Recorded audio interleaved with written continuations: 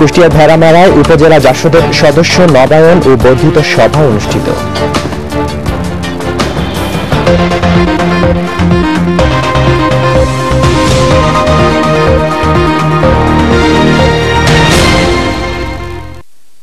কুষ্টিয়া ভেড়ামারায় অনুষ্ঠিত হল উপজেলা জাসদের সদস্য নবায়ন ও বর্ধিত সভা।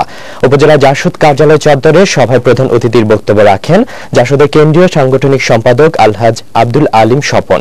ভেড়ামারা উপজেলা জাসদের সভাপতি এমদাদুল ইসলাম আতার সভাপতিত্বে বক্তব্য রাখেন জেলা জাসদের সভাপতি গোলাম মহসিন, সাংগঠনিক সম্পাদক অসিত সিংহ রায়, জাসদের উপদেষ্টা বীর মুক্তিযোদ্ধা শাহাবুব আলী, নারী জোট নেত্রী আরতি রানী সিংহ রায়, ভেড়ামারা উপজেলা জাসদের সাধারণ সম্পাদক এস এম আনসার আলী। শেষে উপজেলা জাসদের সদস্য নবায়ন কার্যক্রম আনুষ্ঠানিকভাবে উদ্বোধন করা হয়।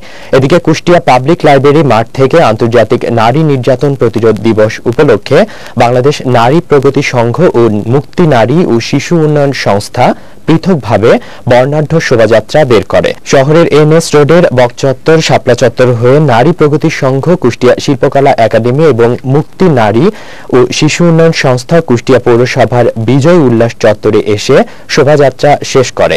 দুটি স্পটে আলোচনা করেন বীর মুক্তিযোদ্ধা আব্দুল জলিল, নারী প্রগতি সংঘের জেলা সমন্বয়কারী হাসান ইকবাল রাসেল, মুক্তির নির্বাহী পরিচালক বীর মুক্তিযোদ্ধা মমতাজ আরা রুমি, প্রকল্প সমন্বয়ক জাহিদুল হক মতিন, সাংবাদিক মিজানুর রহমান লাকি ও মুকুল খসরু।